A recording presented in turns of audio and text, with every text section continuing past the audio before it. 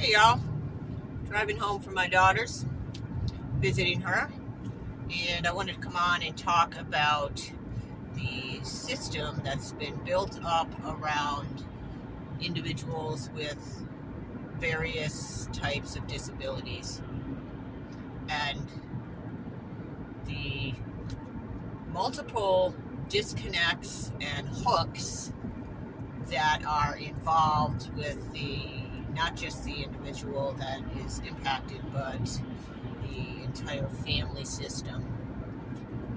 So I'm always observing what's going on in group homes, and from friends, from my own lived experience, people that have been in group homes, and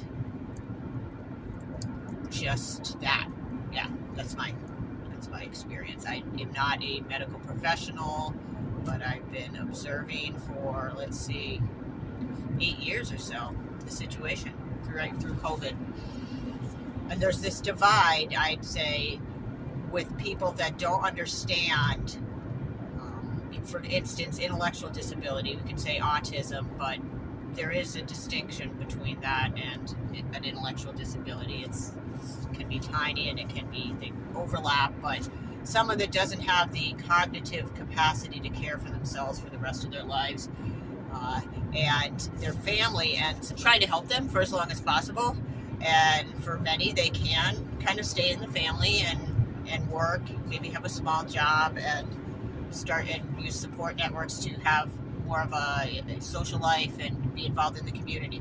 It takes a lot of work for a parent or a caregiver to network that and to get that set up and to keep on top of it, because they're often these programs are kind of in different little silos and whatnot. It's getting better. I will say that whole situation with being able to integrate services and provide a more well-rounded experience has improved. So I can see, for instance, the group homes where offspring live, they are going out and visiting other group homes when there's a party, and they're getting together and they're having dances and they're doing social things, and the programs that they're going to are offering more options for a wide range of cognitive disability. So people might have really strong skills in one area and then struggle in others, and be mind-blowingly intelligent but unable to really function without supports. And so they're in a group home, or they're in a program in a group home, and they're going to be challenging if not stimulated, because their intellect it's still there. It's all there in everybody's field, just because of our system and the insult to injury of the medical interventions that so many of these individuals have received over the years. They can't function in a consistent enough at a level of being able to be independent. I've said it before, but what I'm saying is they're finding ways to engage this population, which I hate to even use that word because we're all the population. They engage people so they're happier, they have a better quality of life. And I think at this point, realistically, this isn't going to change. We're not going to come up with a new system or a new type of group home, in my lifetime anyways, that is going to put everybody, kind of assuage everybody's guilt.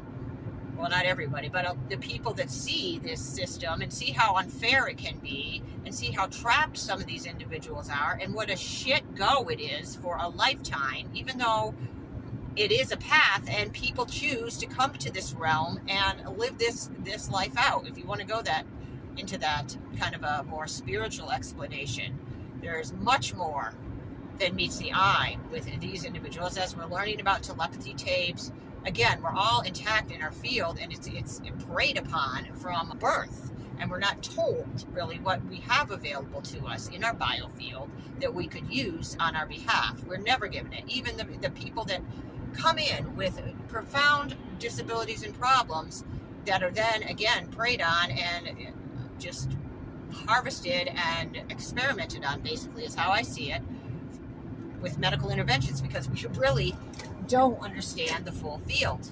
The biofield was removed in 1910 from the National Institutes of Health, and went into research and development so they could find a way to sell it back to us and profit from the fact that we have a lot of these abilities. But so what I'm saying again is that so many of these people, and their families included, are not going to get some easy way out, not going to escape this. They're not going to, one day, everything's going to be great. This is what we got.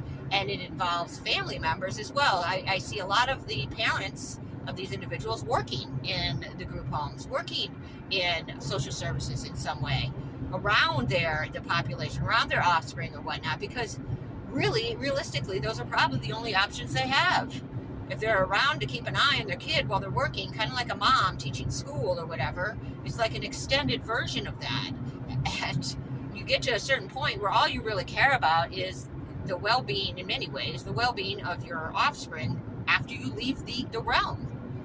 It's a daily thought for all parents that I would say most, and many, just can't deal with it. They leave their kid and they go on and they have their lives, and I do understand that. Or they don't stay in touch. They check out. They trust that the service providers and the system is going to do its job, and their offspring is going to have a quality of life. And in many cases, they don't know any different, this population, so they don't know what they're missing. But it is really a lot of resources, a lot of energetics in ripple effect into the family, into the family network, into financial situations, that there's very few options, not only for the individual that is challenged, but the entire family system. And yeah, again, I encourage people to talk about this and ask ourselves collectively, what are we doing? What are we doing with these huge swaths of industry and people that were just, it's like the medical system. A new building is being built at UMass every other freaking week, I feel like. Is that health? Is this what we're looking at as a long-term good situation for divine humans that happen to come in and get attacked by they didn't have the genetics or whatever to withstand some of the insult from the medical interventions and other experimentation, so their neurological system really took a hit and they have to live out their lives in some kind of controlled situation, which I guess in some ways we all are, to lesser versions of it. We're all targeted, and I'm not minimizing those that are targeted.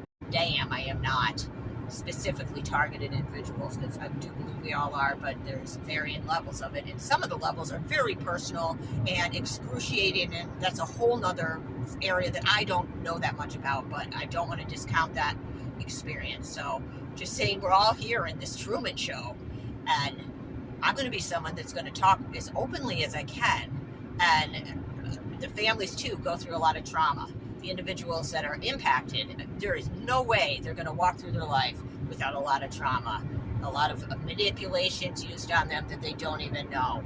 So as much as we can do to give them tools, give ourselves tools to not be manipulated, learn about logical fallacies, do your, go looking inside within yourself and do the work. There's tools online. You can go see a therapist, something that's going to help you not damp down what you're seeing and not inhibit your ability to communicate and to navigate through your life in a way that you feel like you're able to make a contribution on some level to the long-term quality of life of all of us. Wow, that's a hefty ask. So that's my post-Valentine's Day little rant here. Over and out.